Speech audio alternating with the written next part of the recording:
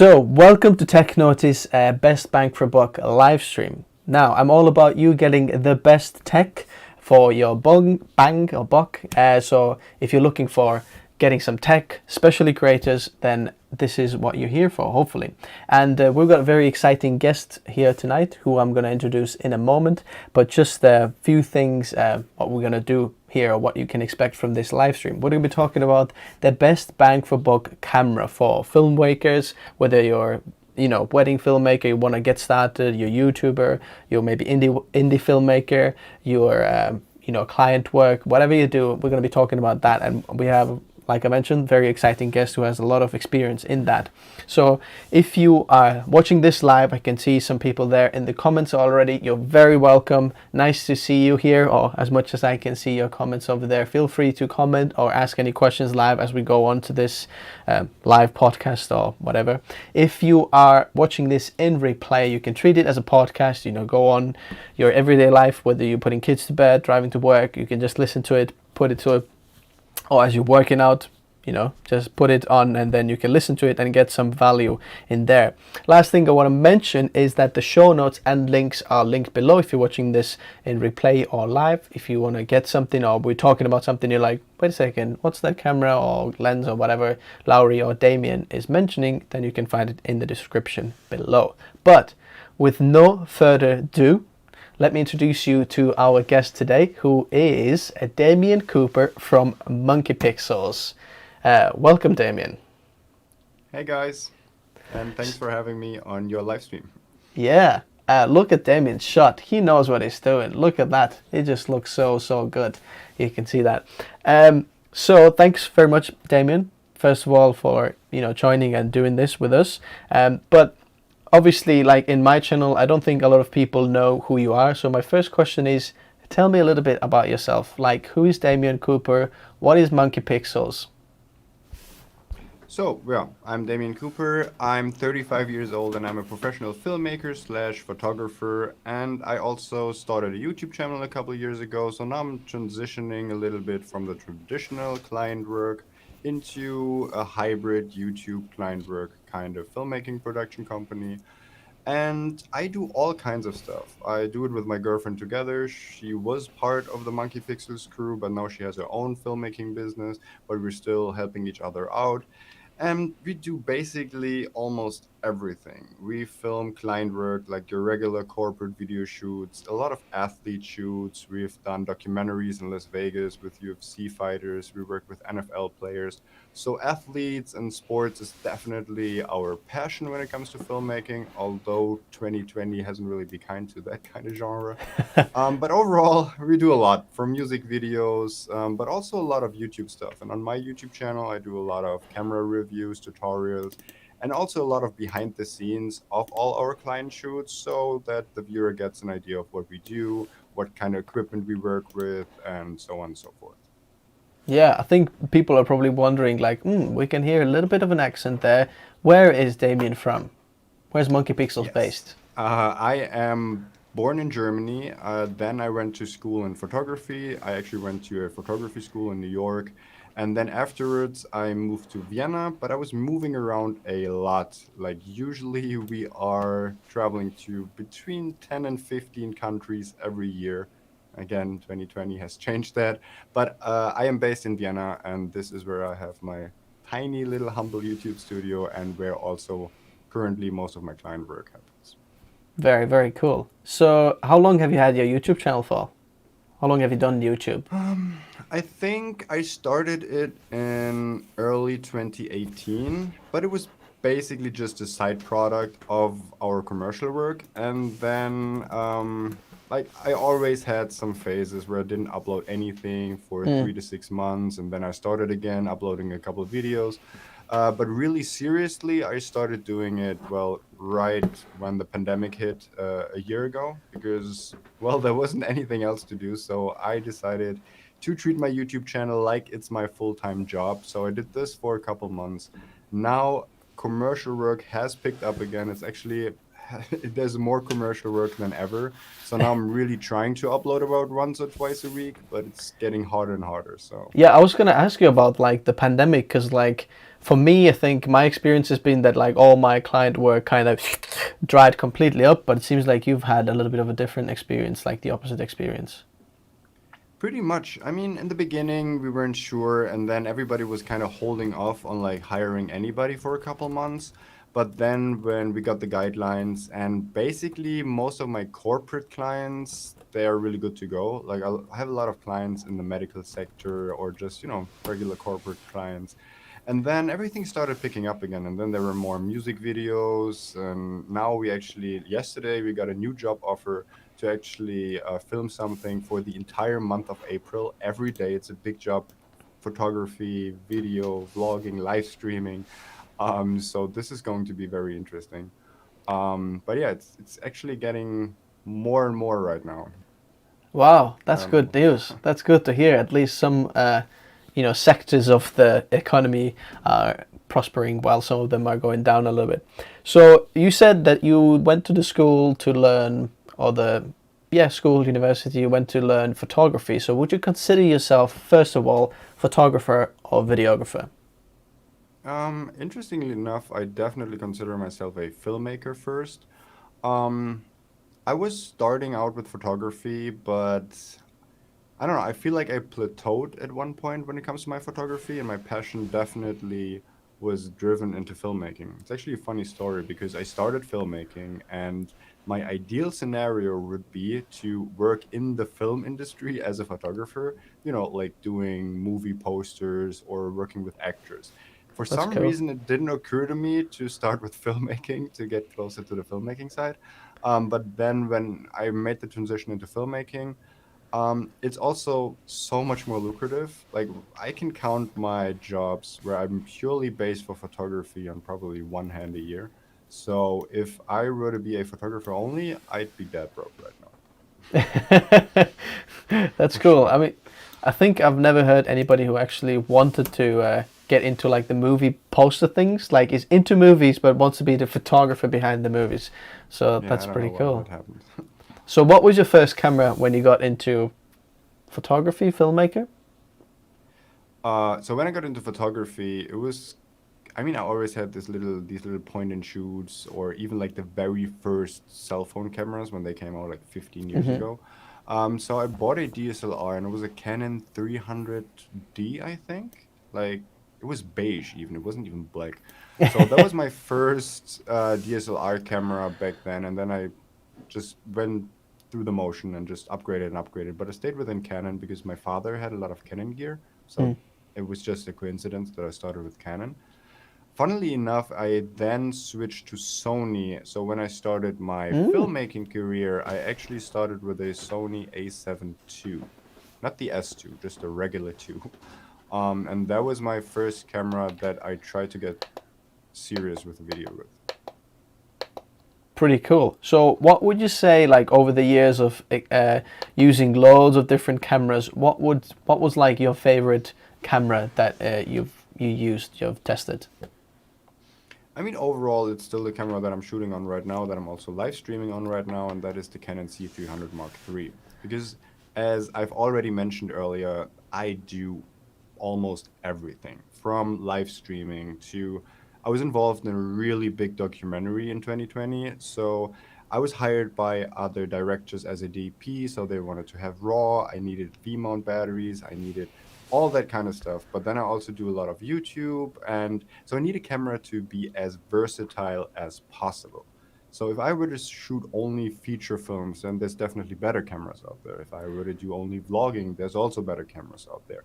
But in my time, I haven't found a camera that combines everything that I need and can handle everything that I throw at it, as well as my Canon C300 Mark III. So that's definitely my favorite camera right now. That is really cool. I think a lot of people probably are jealous of you having this because it's a very, very nice camera. I can see DVS joined there. The Urban Ant Keeper is saying there. Sharif is saying hi. Micro is saying hi. Hi, everybody who's tuning into the comments. But let's move on to more like into the cameras and now specific cameras. We've got first question there, DVS is saying, what's your thoughts on the Blackmagic Pocket Cinema Camera 6K Pro? I think you did a video on your channel, but what would you like conclude? I actually did a video. It's weird. Like, my opinion on the Blackmagic Pockets is weird because on the one hand, I think they're amazing cameras at a really specific niche, and then they're somewhat totally useless in other regards.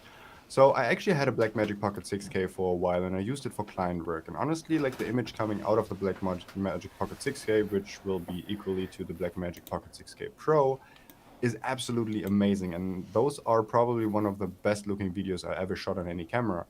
But then again, for my versatility problem, where I need a really reliable camera, I also sometimes need autofocus when I'm one-man band shooting on a gimbal, or I'm doing like multiple camera interviews with clients and I only by myself. And there's a lot of things that I don't like about the Blackmagic cameras. Reliability is one point, and then also it's a $2,500 camera. The Blackmagic Pocket 6K is a $2,000 camera. So for what it is absolutely amazing.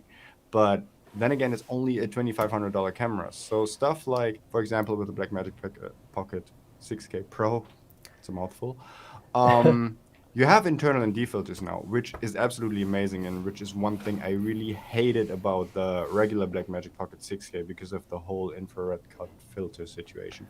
But they seem to be not the highest quality. I've seen like really blue tints on it when you switch between ND filters and little things like that. So for me as a professional filmmaker that gets paid to make videos, I want my camera to be the most reliable and don't have to deal with all these little quirks like, you know, the bad battery stuff and having to rig it out and stuff like that. But overall, for indie filmmakers, for lower budget productions, for short films especially, I think the Blackmagic Pocket Pro 6K is really hard to beat.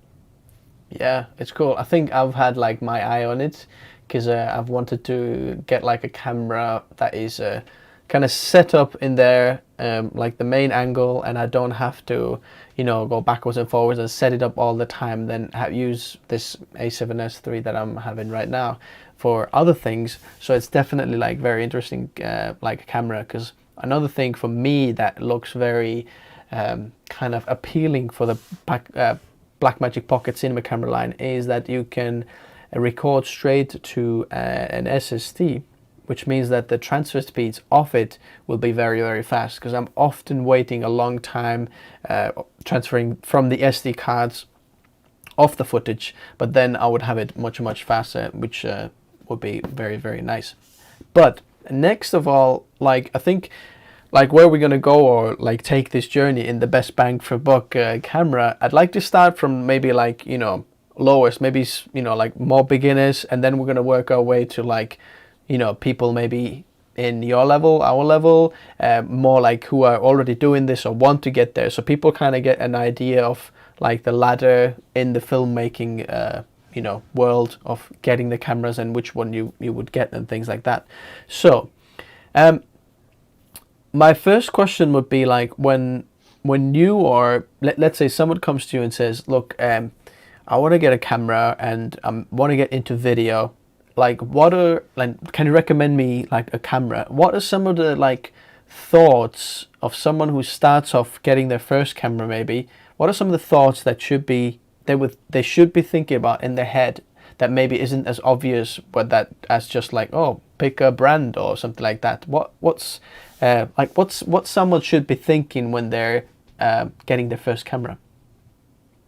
So I get this question obviously a lot. Like, I have so many unread Instagram messages that are basically all the same. Like, what should I get, this or this? And the first thing you need to do when you ask yourself or anybody else what kind of camera you want to get is, what do I need this camera for? And that is like the biggest thing. What do you want to shoot? Because as I've already said, like, some people have needs because they're only shooting this, and then some people never use this at all.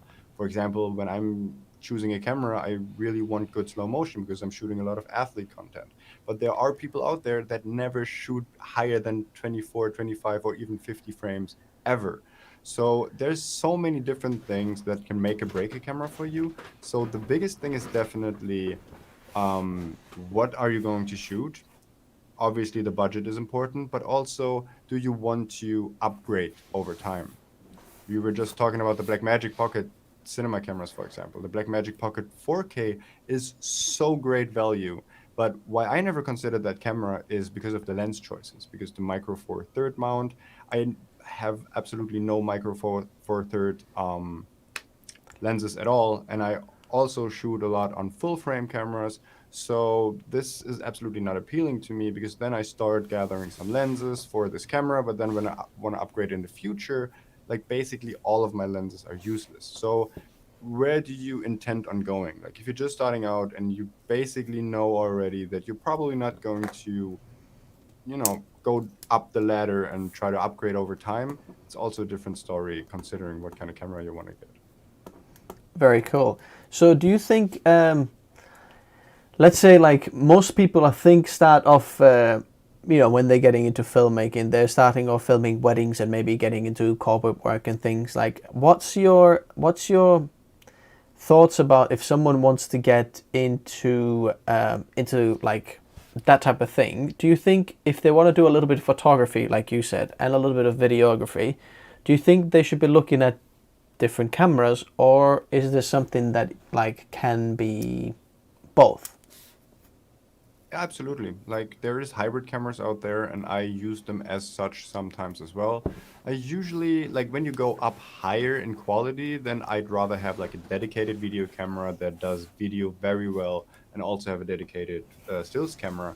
But for somebody who does both, like there's obviously the choice to make for a hybrid camera, because it really does make a lot of sense to carry around two cameras, one for photography, one for video. In a lot of situations, it's just not feasible and doesn't really make a lot of sense. And now we have this really great time where there's so many affordable cameras that do both incredibly well.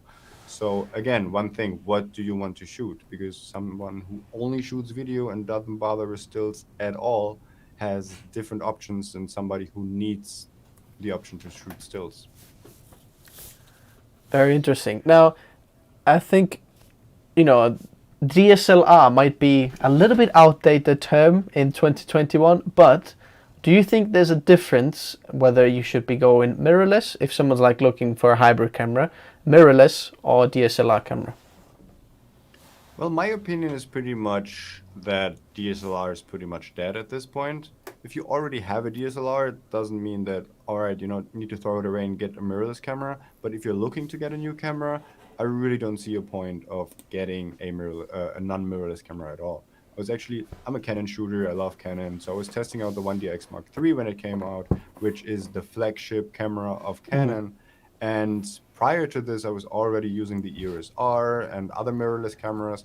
And I was like really shook. Like I had the 1DX Mark III and I was like, wow, this feels so outdated, especially when taking pictures, because yeah, like the new mirrorless cameras, they have such better technology. So I would definitely recommend just diving straight into mirrorless. Very interesting. I mean, there's a very related question here. Blatch is saying, I'm currently using Canon EOS 70D and I think it's time for an upgrade, but I'm not sure which camera should I get. I'm mostly into filmmaking. What do you think? Again, it depends a little bit on what kind of filmmaking you do. So there's different factors to consider. But if you're already in the Canon lineup, I love Canon. There's a lot of things that I hate about Canon and that annoy me. But overall, I still think that Canon really does their job very well. The EOS R lineup is absolutely great. So depending on your budget, even the original EOS R is a great fit and like rivals the EOS 70D a little bit, like when it comes to the specs. But also the EOS R6, well, obviously it has a lot of quirks. So again, it depends. I really love my EOS R5 that is sitting up there on the shelf. I'm using that one a lot. So this is definitely a camera I really recommend for most people. So there's definitely options out there right now. I think the EOS R, and as soon as you like step into Canon mirrorless, I think apart from the RP, the good, correct me if I'm wrong, but the good thing is that all of them have at least 10-bit out from the HDMI, so you can kind of like turbo boost your camera if you want a little bit higher quality like afterwards, laterwards, get like something like Atmos Ninja 5 and you can upgrade the video quality. Is that right? I mean, I think that the EOS R is the only one that has that option, because either you don't have that option or every other camera that came after has 10-bit internally. So I think the EOS R is the only one that has 10-bit output over HDMI, which really depends again, because there's the 4K crop and you only get the 10-bit out over the 4K and not the 1080, which is completely dumb in my opinion. And I think that the 4K isn't really that great because of that crop. So again, it really depends. So there's issues with Canon for Yeah. sure. So it really depends on what you need and what you don't need. But yeah, the EOS R, I've been using this for quite some time actually in the beginning when we were switching to the mirrorless world. And we actually shot some client work on it with two EOS Rs. And it's a great budget camera. Very, very good. I've got some more questions coming through there, and I'll let like a few more questions come through. Thanks everybody for the questions. We'll get to that in a moment, because like in the like how I planned this, there's a better point for these, so we'll get to that.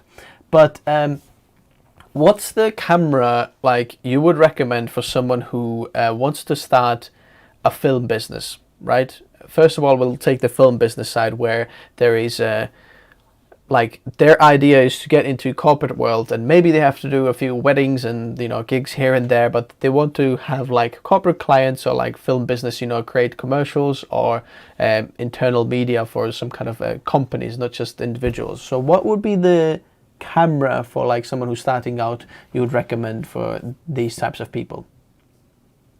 So the starting out part is hard because there's different kind of mentalities. I'm always a go big or go home kind of guy. I'm always it takes money to make money kind of guy. So when I started my filmmaking business, I basically went straight to the bank and got a business loan and said like, here we are. And I spent 40,000 euros on camera gear and bought a cinema camera right off the bat. I already had some clients lined up, so I know that I could afford that. But that also depends. Like I'm saying, start off with like a really decent kit, but that could obviously become very expensive. So I think when you want to start on the down low and don't spend too much money, but have the ability to upgrade down the line in terms of lenses, and you don't really buy everything, twice, because once you outgrow your current setup, you need to buy everything new. I think the Blackmagic cameras are actually a really good fit, because you really get basically the most for your money when it comes to image quality and handling and all that kind of stuff. But again, it really depends on what you do. Like if you want to do some photography on the side, if you do a lot of gimbal work, for example. My girlfriend, she's a figure skater and she does a lot of sports and figure skating work. 95% of her work is on a gimbal, and she's really, filming fast-paced athletes. She can't do that without either a focus puller or really good autofocus. So a Blackmagic camera for her makes absolutely no sense. Yeah. And that is basically the thing you need to know for most of the cameras that I would recommend. Do you need autofocus or do you not need autofocus? Because if you don't need autofocus, the Blackmagic cameras are amazing when it comes to, a low budget start with the upgradability in the future. So and like no matter how much the cameras cost, tell me how much should the actual focus be on a camera, and how much should be on the lens? Because obviously, when you have a camera, you have to have a lens as well. Like, which one is more important? Because obviously you have to get both. Well, there's a good saying. It says, date the camera, marry the lens. So it's basically one really good set of lenses. Just, yeah, well, you'll have it forever. That being said, 90% of all the stuff that I'm shooting is on a $700 lens, which is the Sigma 18-35. And I have way more expensive lenses, but this lens is so great that I use it for everything. So it kind of depends, because I'm always the kind of guy doesn't that that doesn't want to save on lenses in the beginning. So instead of getting like a cheaper version when it comes to the Canon lenses, for example, get the L version. You'll have this basically forever. I have a 24-70 2.8 here, which is a really great lens. And this lens hasn't changed in the last 15 or 20 years. So if you have a really good lens, you'll keep it for pretty much forever. So don't bother with like third-party lenses that aren't really that good just to save 500 to 1,000 bucks. Um, but I'm still a believer that a really good camera can make a difference, because obviously the lens is really important, but a good camera body is important too. Because if you have a camera that doesn't shoot slow motion, for example, just you can't really fake that with any lenses or light. It doesn't work. So depending on what you do need a good camera too. You mentioned the Blackmagic cameras, you know, and that they are quite good bang for buck, or like quite good when you start off at first, but they are very bad at autofocus. Now, there's a question that CL Poesi says that, you know, as a one-man crew, how hard is it to adapt to manual focus cameras like the Blackmagic Pocket Cinema cameras? Now, you mentioned you're like your girlfriend who needs to only do, like, autofocus is very, very important for her. But obviously you tried the Blackmagic Pocket cinema cameras, the 6K. So how much, like, you know, like Canon autofocus, like it's really good and you probably use it quite a lot. Like, how hard was it to let go of the autofocus and then just use manual? Did you miss the autofocus? How important is the autofocus in the like choice of making the camera choice?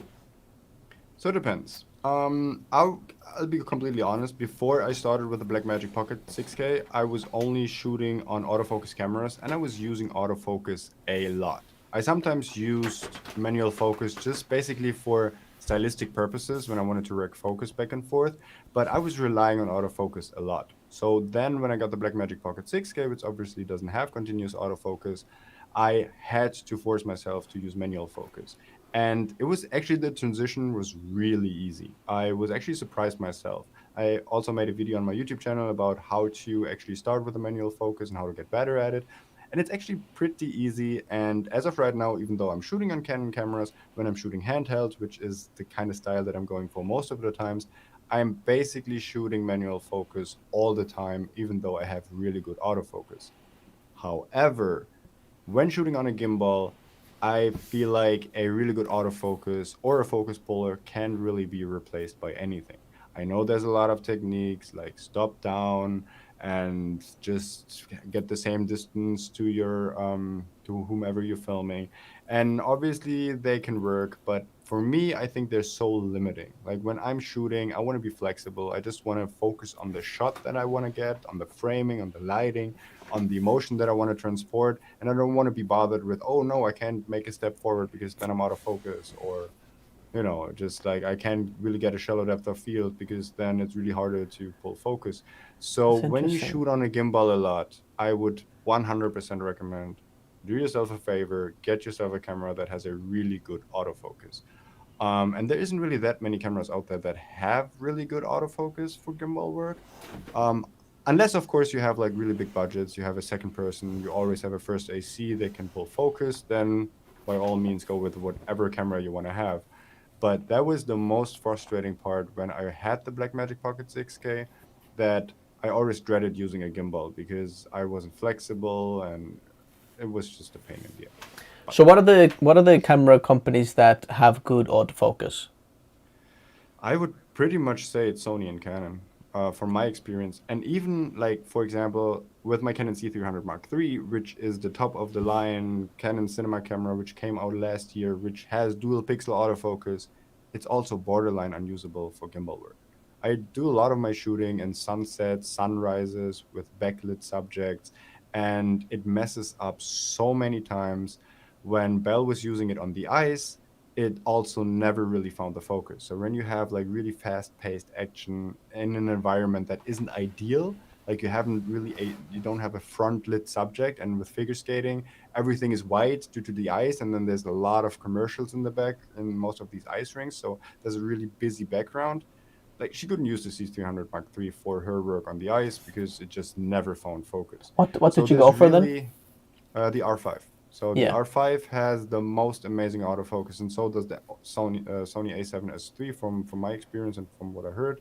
But when you step down just one generation, then the autofocus gets and that's the thing. Like with autofocus, it's like it's amazing when you have a really good autofocus, but only if it really works almost 100% of the times. When you have an autofocus that is okay, and you have this autofocus hunting in there, or you miss a shot in a live event because of the autofocus, then that's an absolute deal breaker for me. So if I want to have an autofocus, it needs to be reliable. And for me, this is pretty much the EOS R5 only, with along with the R6 or Sony A7S III, maybe even all the new Sony cameras that are probably really good in autofocus. But that's pretty much it for my experience. Yeah, I mean, I would probably say the same because all Panasonic cameras have no face detection autofocus. They're all contrast detection base. Blackmagic have nothing.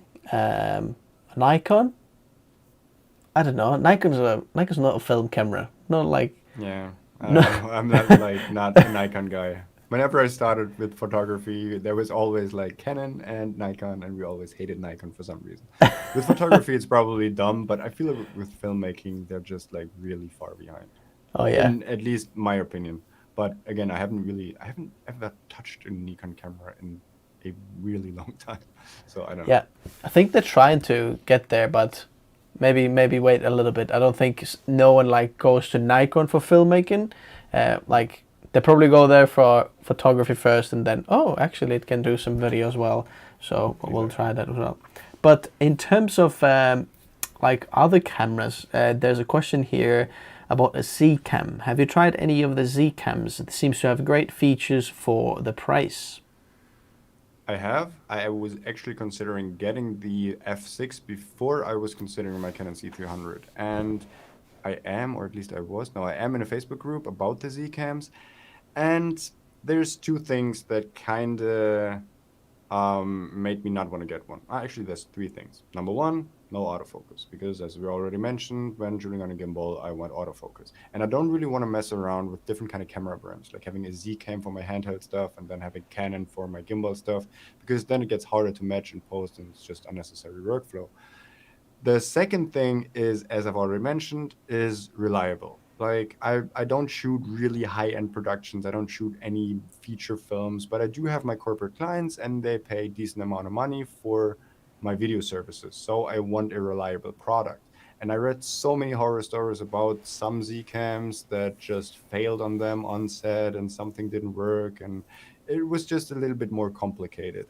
And the third thing is, one thing that I really hate is when cameras have like different kind of aspect ratios and codecs for different kind of frame rates.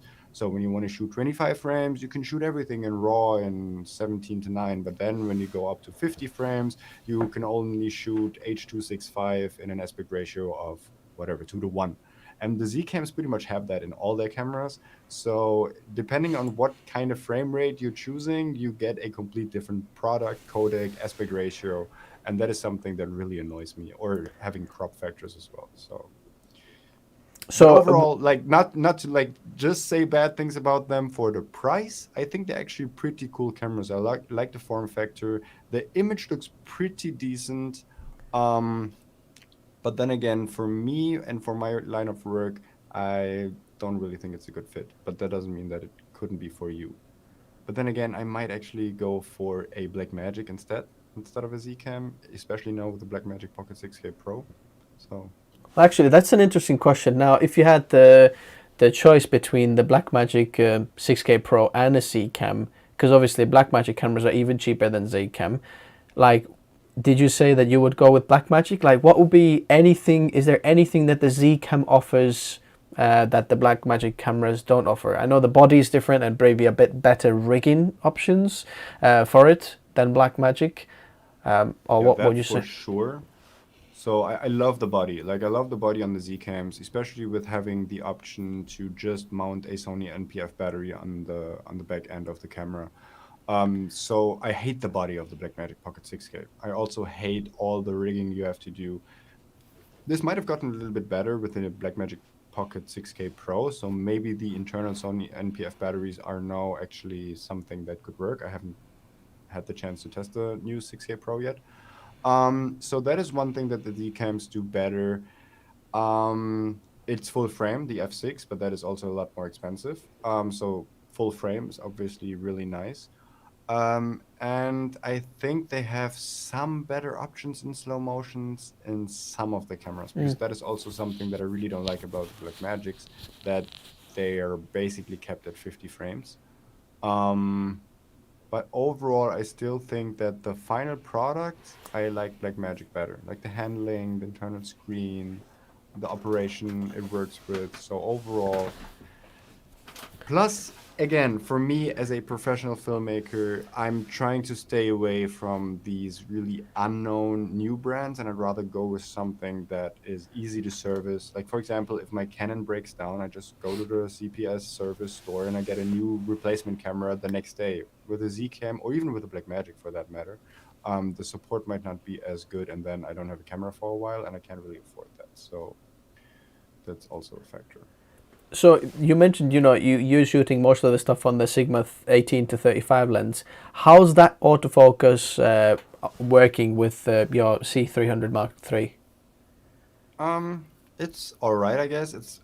I'd say it's a little bit worse than on my native Canon lenses, but then again, on my Canon C300, I hardly ever use the autofocus.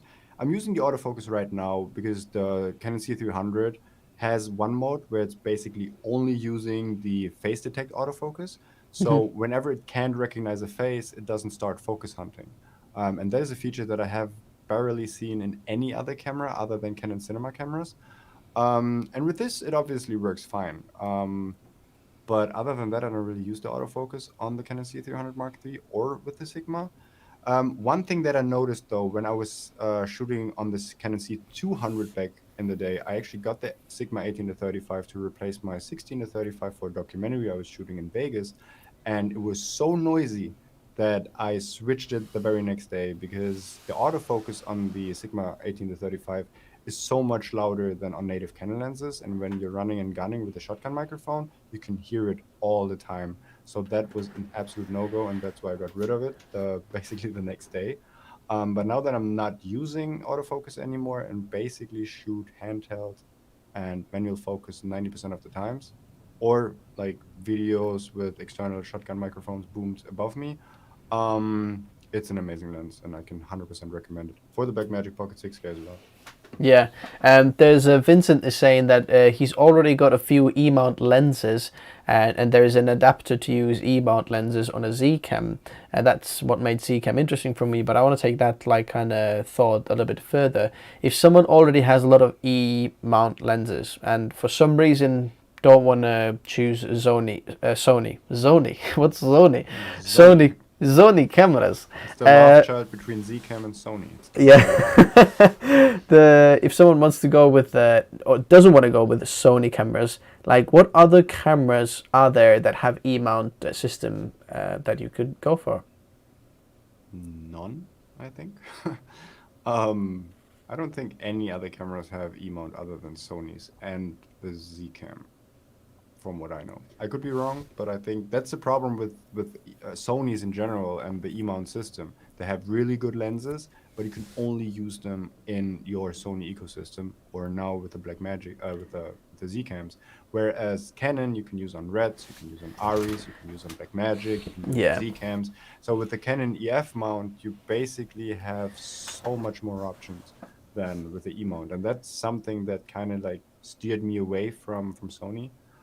I guess system. Yeah, if you already have Canon lenses, it's kind of hard to choose, something else, because like the Sony E mount is much newer than the EF mount on Canon, isn't it? Like Canon's like more than 10 years ahead of Sony in terms of that, Way more than way that. Way more like that. 60, 70 years. Like I've literally have EF lenses that I had when I went to college, and they weren't new then either. So it's just like I'm literally like the EF mount is, you had it for such a long time, although it's getting replaced by the RF mount now. So now we have a new player in town, and that's not 100% necessarily an argument anymore, because now Canon has a complete new mirrorless mount as well.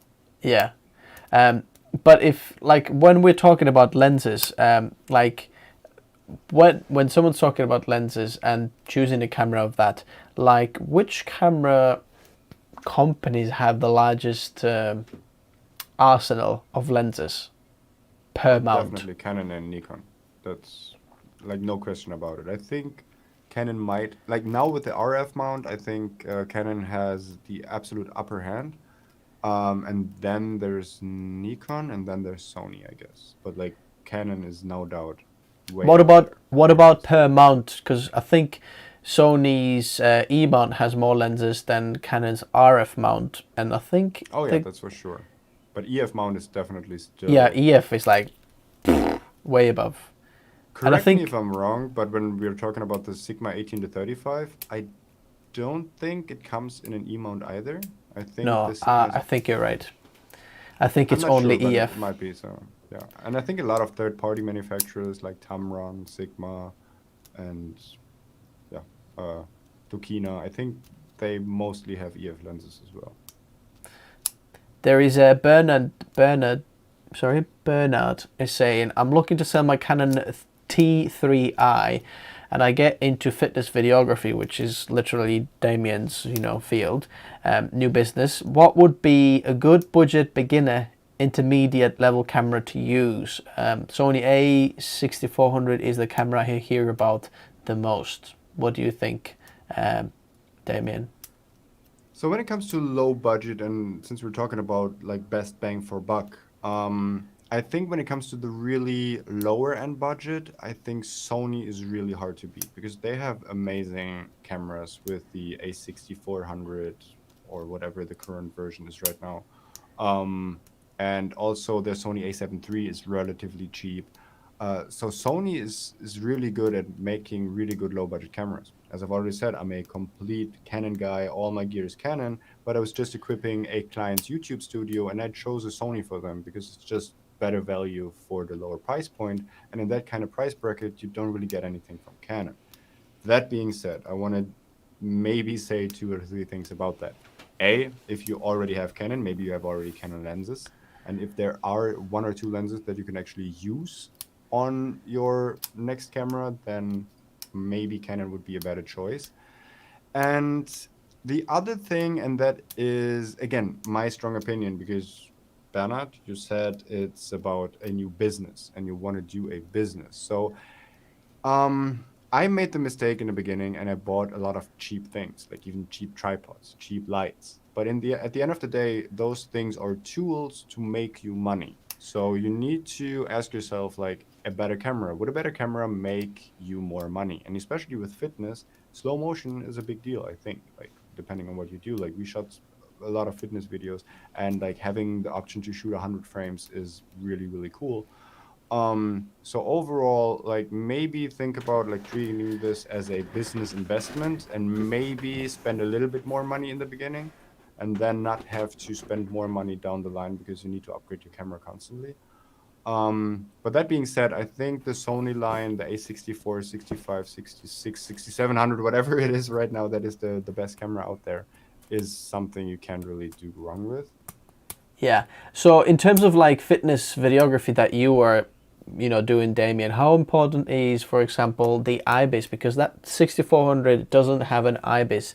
That 6400 is pretty good camera. It's APS-C size camera. It's got decent autofocus, but it's capped at 10-bit and 100 megabits per second data rate, 4K. There's no 4K 60.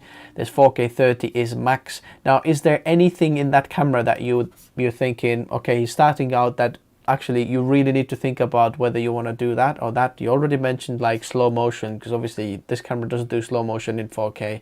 It does 1080p, 120 frames per second, but I think that is very compressed and like quite low quality like frame rates when it comes to that high frame rates, because it's still the same bit rate. So is there anything for Bernard that you're thinking, look, you really need to think about having that when you want to do that type of work?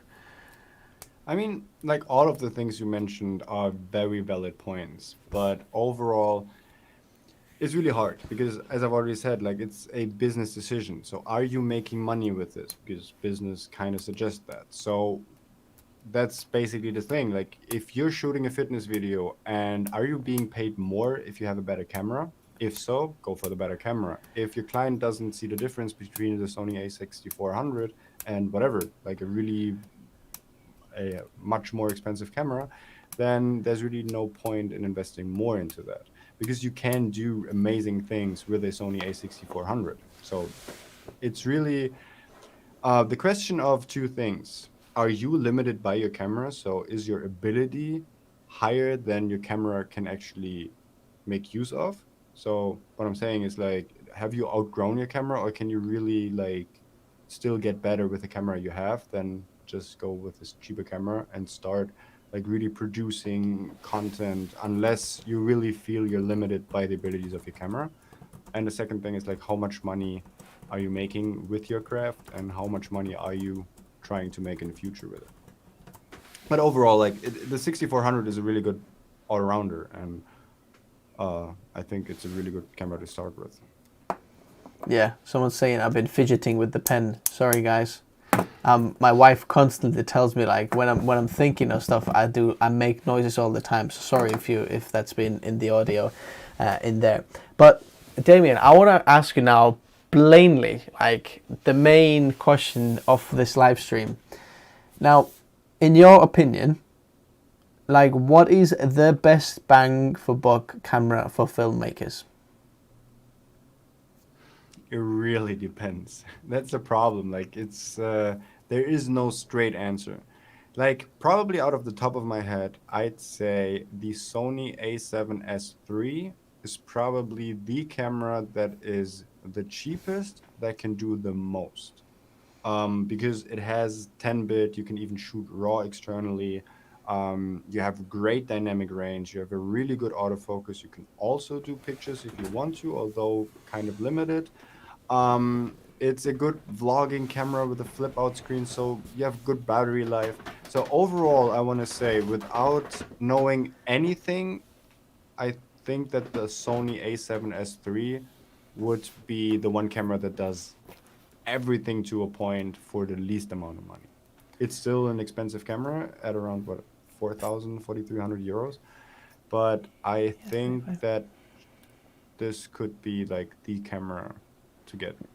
Or maybe the Sony FX3. I think it's the same price. Yeah, that is very interesting. I think the FX for filmmakers only. The FX3 is a little bit more expensive than the A7S III, but it has literally the same specs and a little bit better cooling. That, like, I'm using the Sony a7S III right now, so that's the camera I've been using, and I'd like to tell a little bit, if someone wants to choose that camera. Like, I've used that now for almost 6 months, and I've got a few things that I think I've still got some things to pick, and I'm waiting for Sony to fix it before it's a perfect camera. But I think Damien is right. Like, for the price point of, I think I paid 3,500 for it. So for 3,500, you get like everything in a package. For it, so you have quite a bit of upgrade, even if you want to get better, video quality externally, record like 16-bit linear, or it's 12-bit raw actually. If you want to do that and all that, it's very awesome. You have great lens choices, a lot of E-mount lenses. If you want like manual focus and you're already using Canon lenses, you can mount them as well. So the E-mount is quite flexible in ways. If you want to use some vintage lenses, things, you can adapt to it. But one like main thing, if someone is getting this, is this: don't rely on the autofocus if you want to get third-party lenses. That's what Damien already mentioned. Like, if you want the autofocus to work on your Sony a7S III, use the native lenses. Like, I am using a Sigma 35mm, which is made for this mount, but the autofocus is terrible. Like, even with the latest firmware of this, it just keeps hunting all the time. Like, I'm using the autofocus right now, and because the picture is small, you probably can't see it. But if you keep an eye on like something out of focus, like that light in the background over there, you can see that it keeps hunting like all the time a little bit. But I'm only using it now because I just wanted to make that point. So that's that. If you want a really good solid autofocus, use native lenses. Also, another thing that a lot of people don't know is that if you are shooting in Europe, right, and in the PAL region, are you shooting 25 frames per second or 24? 25. 25. Unless yeah, I'm in the States, I'm shooting 25. Yeah, 25, 50, 100. There we go. That's what we're shooting here in Europe. If you're doing that, the Sony a7S III has a massively lower amount of frame rates you can use for different codecs because you're in PAL region. As soon as you switch it to the NTSC, which is America and the other side of the world, then you have loads more options. For example, if you want to shoot 4K 10-bit, you have only one and two options. One is like very high bit depth and bit like rate, and then you need better SD cards for it. The other one is 422 10-bit, which has no hardware coding available. Any machine doesn't have hardware coding, which would be very hard for your computer to edit. Like it's just horrible. Doesn't matter how good your computer is, you're gonna struggle with this. So if you're shooting in America, suddenly there is other options like HS codecs that you can shoot 4K 10-bit and 25 frames per second, 24 frames per second, and HS codec, which is H.265 codec, which means you have hardware acceleration suddenly much easier to do. And you have 420 10-bit H.265 and 4, which is much easier on your computer. So just so you know, if you're shooting in Europe, you have a little bit of an issue in that area, which I still like. Sometimes I'm shooting in NTSC here in Europe just to get like the better codecs, because I know I need to get the editing done faster, and it doesn't matter really what codec I'm using. Then that's that. So that's just another thing. I didn't even know that. It's very, very annoying, and I wish like it's almost like. And I have no idea why did they do it. Like, I know this is not really about that, but for a second, let me like, why have they made that there is 25 frames per second, which is like the standard we use here in the like Europe. There is only like two options, but in the US there's suddenly loads more options, and it's not like you can't do it because the camera is not capable of it. Because obviously you can shoot the same frame rate in United States but like lower, so it just doesn't make any sense to me. But that's like capped. I can see there is some comments in here. Karl Markus from Estonia is saying hi. Also to see you guys together. He's a filmmaker and photographer from Estonia. He's done quite cool things, so if people are from Estonia they probably know him. He's saying, I was on the fence about the R6. Monkeypixels said when I was on the fence of R6. Yeah. Done a lot of videos about that, so hey. TechStation is saying hello as well. So we mentioned that for that price point, the A7S III is quite good. Obviously, with its quirks, everyone says it's a perfect camera. Finally, like, there is no perfect camera, but let's pull the budget down a little bit more, like. Because someone who's starting off, maybe they've just come straight after college and they're getting their first, someone saying, oh, can you film my wedding, with something. And they're thinking, okay, I really want to get into video. 3,500 for a first camera is quite a lot. Now, if you would be someone like that, let's say you can't get a business loan, right? So because you're just starting out, no one's giving you a business loan, and you just you have maybe a few $100s here and there, and maybe you can get into $1,000 and around there. So you don't have a lot of money to spare, and you really have to think about that. And maybe you're starting out. Which direction would you be going? Like, what would you be getting? So first of all, I have to admit that the low budget tier is kind of something that I haven't really focused on in a really long time. So all that is basically more theoretical knowledge than it is actually hands-on knowledge. So what are we talking, like 1,000, 1,500, or even? Yeah, something like that. Yeah. Only for the camera body, not the lens. Yeah. Let's say only for the camera body. So I think if you're only doing filmmaking and you also you really want to focus on filmmaking and not photography, I think the Blackmagic Pocket 4K is, again, when it comes to the features you have, and also it's not only about the camera body, because if you buy a camera body for €1,000, but then every other lens costs like 2,000 plus, because E-mount lenses are really expensive, for example. Unless you want to go third party, then it's a different story. With the Blackmagic Pocket 4K, for example, you can get a speed booster on it, and then you can get like really cheap Micro Four Third lenses, because they are really cheap. And me personally, it's not necessarily something that I would want to really focus on, but I have friends that are mainly shooting on the Pocket 4K instead of the 6K, just for the lens choices. And it's like the image is absolutely incredible. And you won't get a better image for, I don't know, what's the price, 1200 or something, than the Blackmagic Pocket 4K. So I think, like me personally, again, like then you start purchasing all these Micro Four Third lenses, and then maybe your business picks up, and then you want to upgrade, and then almost all of your previous purchases are useless. So that's kind of the danger with it. Plus, it doesn't have autofocus. If you do want to have autofocus, I think a Sony A60 something hundred in your budget is probably a really good idea. Uh, Whatever it is that is the current APS-C, or even get a used one. It's probably a really good idea too. So with Canon, it's you don't really, and Nikon as well. Maybe a Fuji X-T4. Again, this is all like theoretical knowledge, and I don't even know how much that is, but I think it's around the 1500. I think mark. I think you've got some very interesting points over there, but people are asking like, or suggesting like Lumix G7 here and Panasonic S5s, and they're all mirrorless cameras, and more like photography or hybrid cameras. But the Panasonic, the Blackmagic Pocket Cinema Camera 4K. Try saying that really fast. What you're recommending is a little bit of a different kind of section of video camera. Now, what is the difference between the Pocket 4K and, let's say, other mirrorless cameras like GH5, A7 III, Panasonic S5 that are all like mirrorless cameras? Like, what are you getting on the, Pocket 4K that isn't on the other one? Because I think other people just look at specs like 4K, both do 4K, this is even cheaper. Why should I go with this than that one? What is there?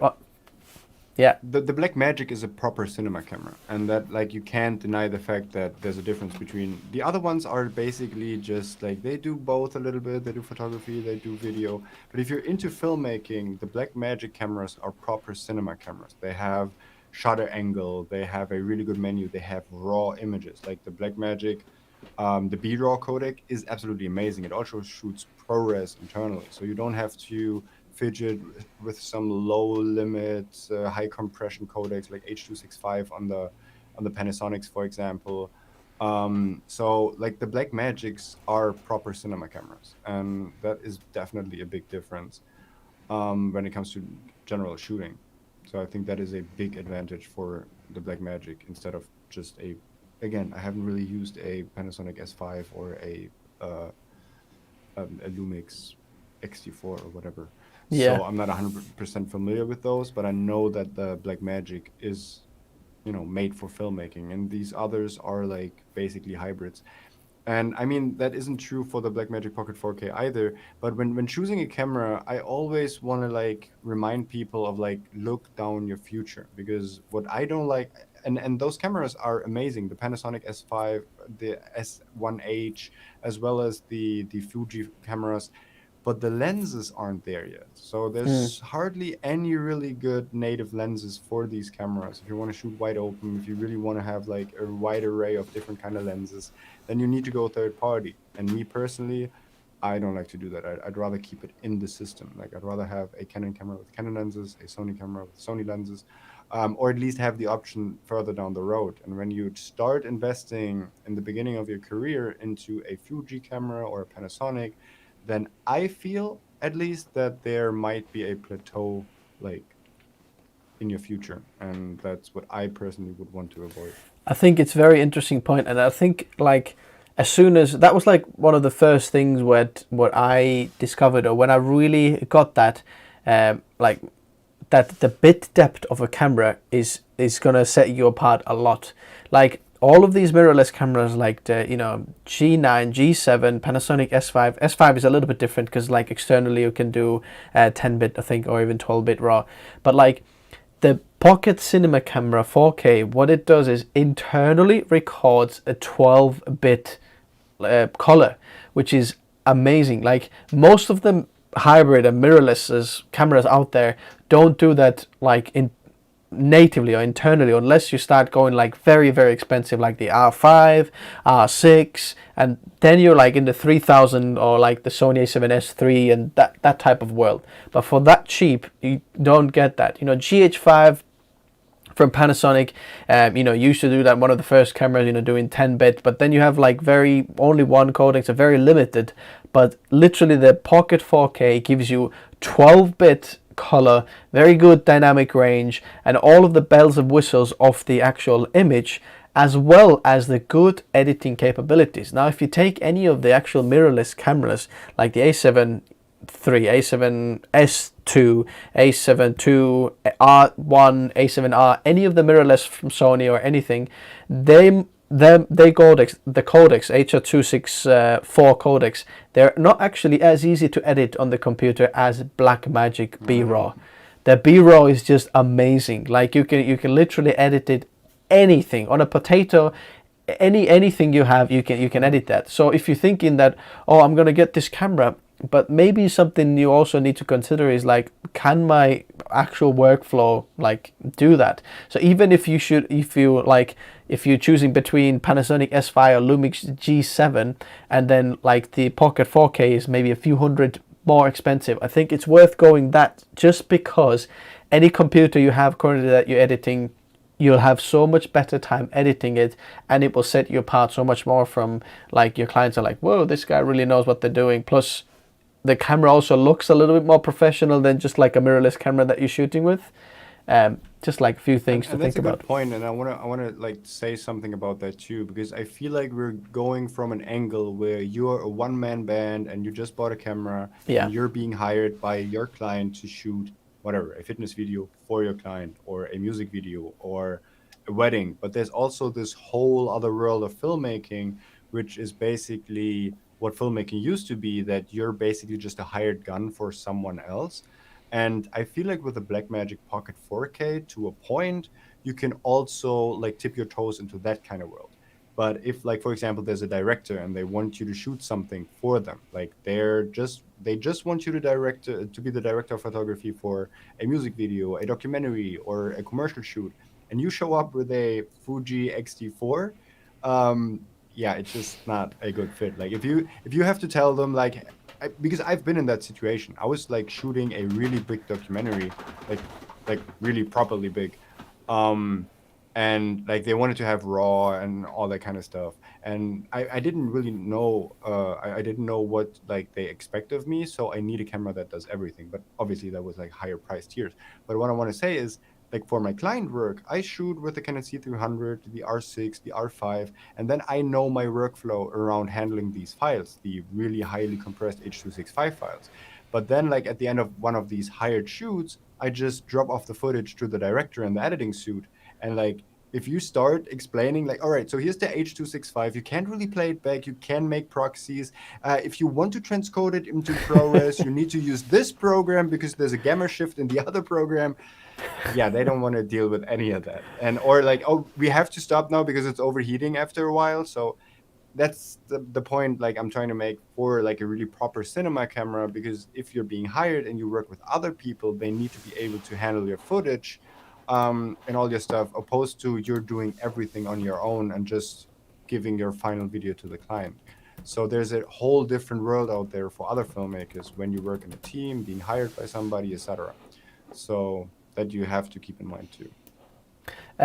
Like you mentioned, very interesting. I think this is like a thing about filmmaking that, like, you don't want to say it's true, but it actually is true. Like everyone says, gear doesn't matter, right? And it doesn't matter what you're shooting with as long as it looks good and things like that. But I have experienced this, that like when I'm showing up at a client shoot, right? It's a big client, and then when the client just, like, I've seen it in their eyes. Sometimes they're like, this guy doesn't know what he's doing, you know.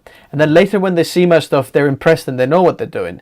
Next time, I'm turning up, I'm rigging my camera up. It's the same camera, right? I'm rigging it up and putting as much stuff on it as possible to make it look as ridiculous as possible. Well, not ridiculous, but, you know, it's a camera monitor. There's, like, you know, there's other things hanging around it. It's on a tripod. There's maybe some rods and rigs and, you know, the follow focus system and everything on. They're like, ooh, this guy, they come to you and say, oh, what do you think about this? And suddenly they're not just like thinking that they know better, they know that you are better. Now, what do you think? Like, when you want to do client work for like corporate clients, how important it is, like, what your camera looks like? I know it's a stupid question, but have No, you it's experienced not anything actually like that? stupid. Not like not only corporate clients, and corporate clients are probably even not necessarily the demographic you have to be worried about. But my friend is shooting rap videos. That's basically all he does. And like literally, like if you have red on your camera, then you get paid twice as much. Like they don't care about anything. They see 6K or 8K, they're like, yes, let's shoot 8K, and that's like you really need a proper camera. So he's shooting with a Blackmagic Pocket 6K, rigged out everything. So I was like, hey, you want me to shoot like for a YouTube video? You want me to shoot behind the scenes on one of the shoots? Yeah, but you can't come with the C300. I was like, why not? I was like, yeah, if you have to come with a really small, not rigged out camera because you can't be there with like a bigger camera than I'm Yeah. shooting the music video with. And so client perception, it sounds dumb, but it's a true thing. Especially like when you're being hired by a director, for example, and you show up with a small camera, you can do amazing things. I know filmmakers that shoot amazing stuff out of the cheapest cameras. But like if you have your director or even your client, like a corporate client, worried about like what is he going to shoot with, and like why am I paying so much money if he's shooting with a camera? Like I've turned up to a wedding where people are with like really high professional 1DX bodies, and then I've heard people say like I'm usually like coming with a state of the art camera as well, but I've heard from people they come there with a 70D, or like they're probably taking way better pictures than the uncle of the bride with their 1DX Mark III, but like it's not a good look if you're paying 2,000 euros for a wedding shoot and then your uncle's cousin has a better camera than the hired photographer. Um, so yeah, I definitely say that client perception is a thing. And actually, on my last 3 to 4 shoots, I had this exact same thing happening where the client stands next to me and he talks to like his colleague and is like, look, like they have like really professional cameras and look at the tripods and the lights and everything. Everything looks so professional. And then he said something like on the last shoot, he said something to his colleague like, see, you really do need these video cameras for these kind of shoots and not these little tiny small cameras or something like that. So yeah, I think it is definitely a point to consider. Yeah, I mean, that's definitely what I've experienced, because there's once where I've had to kind of defend myself why I'm using such a small camera, because, you know, Mm-hmm. I said, oh no, it's actually very good. It's one of the best in low light, and, you know, I'm doing a lot of that work, and he's looking, like, I can see I've lost him already when I mentioned low light. He doesn't know what he's talking about. And Bernard here is asking again, could I take high quality pictures as well with the Blackmagic Pocket 4K? No, not really. Like, the sensor is only 8 megapixels if I'm not mistaken. So if you want to take any pictures with it, if you might as well just export the stills that you're shooting the video with, because they're very high quality as well. Sony a7 III, good for beginner. We mentioned that already. Yeah, I think it's pretty good for beginner as well, for that price range. What you're paying, especially now when you get them used, because I think the a7 IV is coming out soon. I So think the A7, like I haven't really done too much research on this. I have like like one of my best performance videos is actually a Sony A7 III versus Sony versus EOS R. And they're really close, like to just spoil the advantages. So they're like really close. But they came out with the A7C, and I think like because I've done a little bit of research on it lately, and I feel like the A7C is just a newer version of the A7 III right now. It's basically the same price. It has some differences, but before looking into the A7 III, also look into the A7C because it has a flip out screen and it has some things that the A7 III doesn't have. yeah, So that's an interesting camera too for the price bracket of the A7 III, because I just bought one for one of my clients, because that was just the best fit for what yeah, they wanted to achieve. definitely good And shout another out. thing about the whole thing about like gear doesn't matter, because I'm actually bringing out a video in the next couple of weeks about gear does matter. Because like obviously if you're shooting a short film by yourself, you're doing like even like low end client work, stuff like that, then gear really doesn't matter all that much, and you can produce, and it's far better to produce anything with a really like inexpensive camera. But there are certain levels of filmmaking and photography as well where gear does matter a lot. And especially in my kind of filmmaking that I do, like gear matters a lot. And I have like so many examples that I could tell you where I just couldn't shoot anything if I didn't have that much gear. But yeah, so the whole gear doesn't matter thing, somewhat true. Like for example, just another anecdote. We had the Canon C200 and we were shooting for this one corporate client. We were shooting all their image videos and commercials with the Canon C200. But then I had to take off to LA for a press conference for a UFC event that I was filming. And we still had 2 of those commercials to be filmed for that client. So I just left my girlfriend here, gave her the Canon 1DX Mark II, which is still a really expensive camera, but compared to Canon C200, it doesn't shoot RAW, it has an 8-bit codec, it has less dynamic range, yada, yada, yada. It doesn't even have C-Log. It doesn't even have flat profiles. So she was shooting 2 commercials just with the 1DX Mark III, and I was 1DX Mark II, sorry, and I was really worried about like, oh no, now the quality is so much less than they used to. Maybe they're like really pissed afterwards. And then like we met them the first time after releasing, they're like, those were the best videos ever. The last 2, they were so great. So yeah, a lot of clients can't even see the difference between anything really. So again, it really depends on what you do. Yeah, I think like a tip is here, if you know that you're shooting something and the client's not actually there, just use whatever, use your phone if you wanted to, and then show up at the clients with like the biggest camera you can possibly get, just even for the first impression. Because I know some guys who just rented 4 Reds for the first impression of the camera for the client, and then literally returned them, never used them, just to impress the client, and then they got the job, and then did it with some other cameras, but just so the client's like, yeah, they know what they're doing. For some reason, it is important. Now, I want to start wrapping this up. I know we've been a little bit over an hour. It's gone quite quick, and I'd like to chat for for the rest of the year here. But there is one more, like kind of 2 more questions I'd like Damien's kind of thoughts on. First of all, like what is the best bang for buck upgrade path when you get to the camera? Like if someone's looking to upgrade, and like what's your thoughts, like as you've already worked in this field a few like years, and what's like your thoughts when you're thinking about upgrading the camera bodies? Because obviously when you get started you just want like the best bang for buck, what's like for the current time, but that might not necessarily be the best bang for buck upgrade path, and in terms of business wise.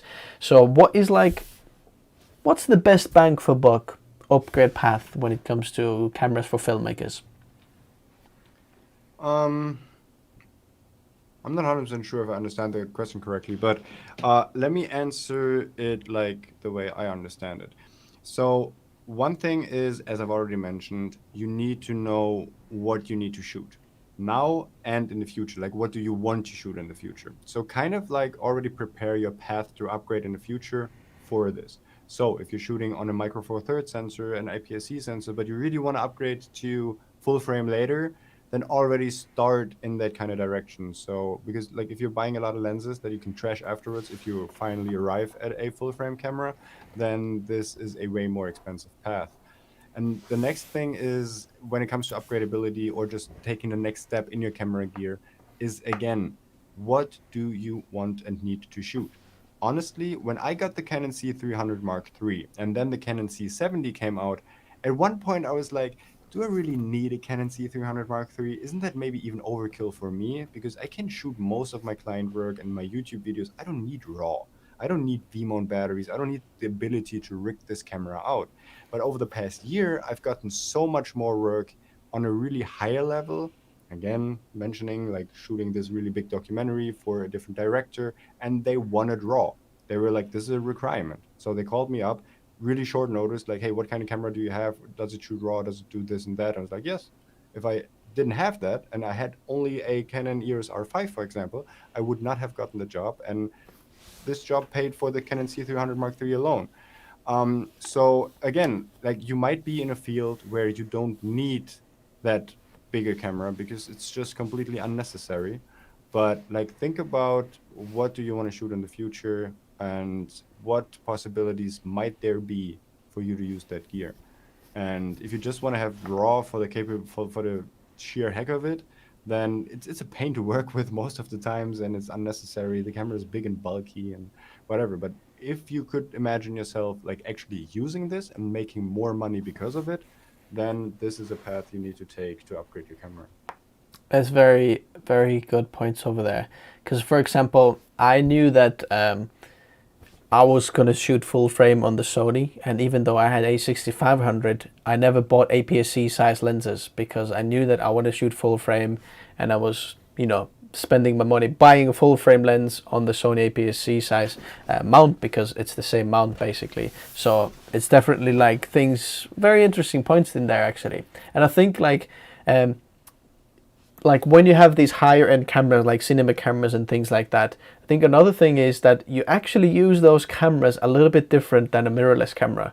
Like when you have the high end cinema cameras, you can always use the mirrorless cameras and you know how to shoot that.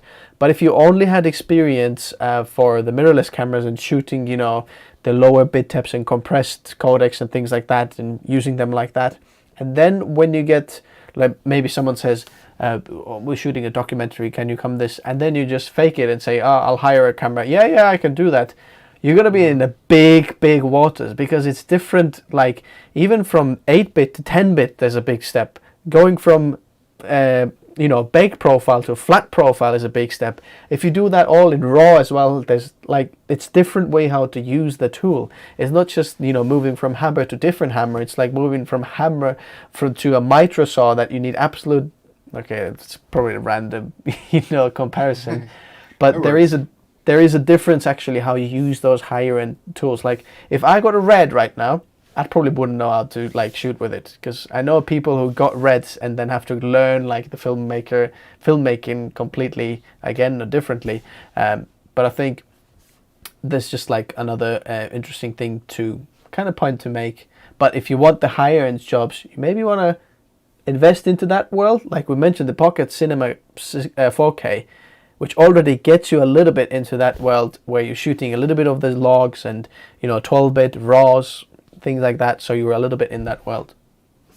That also brings up a really good point, and one point that people underestimate a lot when it comes to purchasing camera gear, computer gear, whatever, is the workflow, because the workflow is so important. So people purchase a Red, for example. I know a lot of people that have purchased Reds in the future and they regretted it because not only is it like more complicated to shoot with, the camera takes a minute to start up until it's shooting ready, but also you have like massive data rates. You need a more expensive computer to edit this stuff. Like I know YouTubers that are, and I don't want to like use the term like negatively, but they were just doing vlogs basically and they had fast turnarounds. They were like uploading 5 times a week. And now with the Red, it was an absolute pain because like the data rates, the copying over the files, they had to bring multiple V-mount batteries because the battery life just isn't good. So all that kind of stuff like led to them like having a way better camera, but their video quality didn't really like improve, but maybe even it degraded because the workflow sucked. And that is something that I tell a lot of people because that's why I don't like shooting on the mirrorless camera so much because it works and I can basically do 95% of what I can do with my Canon C300, but the Canon C300 is just so much quicker in handling when shooting handheld. It's easy to work with and also the files are easy on my computer. I can edit everything on my iMac, even the raw files. I just dump them in there. I export them out easily with the H.265 files. I have to transcode them because I can't really use them natively, all that kind of stuff. Or like with external audio, like I really need, because it doesn't have time code, it doesn't have XLR audio, all that kind of stuff. So it really depends on workflow. And for me, I'm shooting a lot. I'm shooting so freaking much, like for YouTube, uploading a couple times a week and all the client work. I need to have a workflow in place that is really easy and I can just bang out edits and footage. And if you're only shooting like twice a month, then whatever, take your time transcoding your footage using proxies or take 4 hours to export a 30-second video, whatever, it doesn't matter. But it really depends on the workflow, and that is something that people completely underestimate. Yeah. So if you're doing this for a hobby, you know, you have all the time in the world. You have maybe more. You just get whatever you want. You know, whatever you can afford. It's all right. But if you are thinking of, you know, making a business out of it and doing this, I think there's a little bit different areas to kind of discover and explore or think about when you want to get into proper business, into filmmaking. So I think it's been interesting talk with Damien, because I think the best bang for buck kind of label, what you would think that this like podcast live stream would come out, it would actually mean, actually kind of meant something else, and which is very interesting, because often the best bang for buck has to just kind of sum it up all what we've talked about. That best bang for buck doesn't always necessarily mean the best resolution on paper that you can get for your money, because there is so many different aspects for it, and you really need to like think like, what do you actually do, you know? And I think Bernard, or what you're going to do, Bernard really well summed it up over here, said that gear doesn't matter if you don't have the knowledge how to use the gear you have. But when you know what you're doing, better gear improves your work. And that is absolutely a goal, I think, Bernard, what you're saying there. You're awarded gold medal Tech Notice sticker. Honestly, that's very good, because if you don't know what you're looking for, then 4K looks very, you know, impressive, and you know, some of the things look 8K and 6K, but you know, going down to maybe Blackmagic Pocket Cinema Camera 4K, which doesn't necessarily look so good on the paper. Well, actually, it does look good on the paper as well if you know what the specs mean, but it doesn't shoot 6K or 8K, but it does produce an absolutely amazing image, and it's awesome.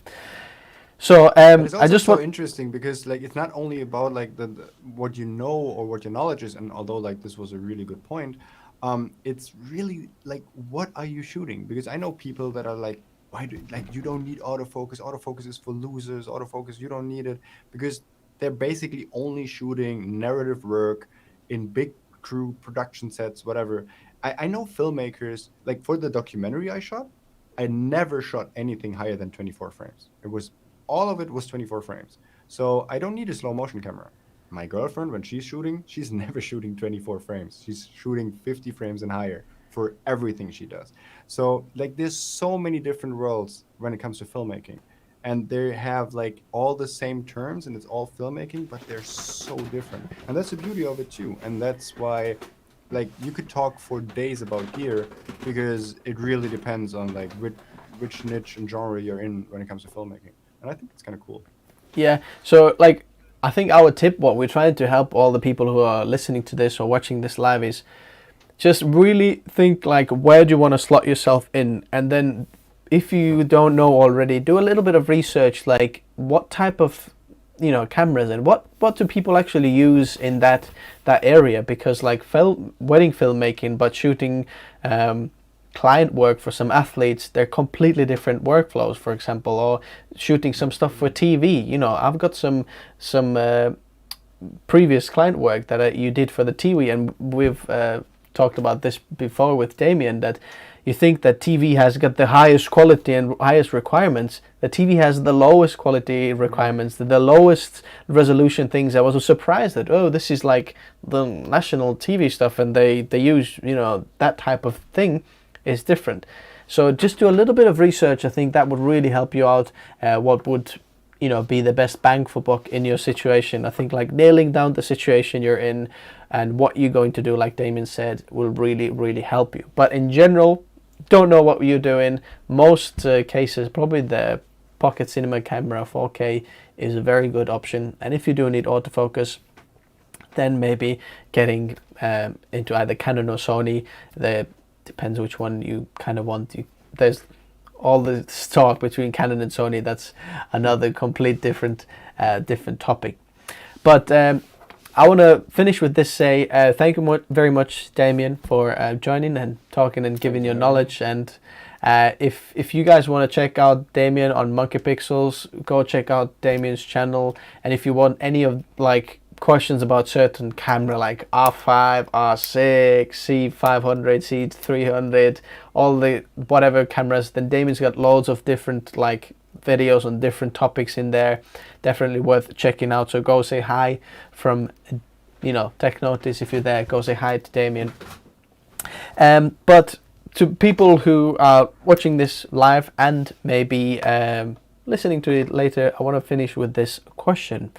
What best bang for buck series should we do next? What topic should we cover? Best bang for buck? Fill in the blank. What would you like to do? As always, if you like this video, hit that like button, subscribe if you haven't already, and we'll see you very soon. Thank you very much, guys, for tuning in, and we'll see you later. Bye-bye.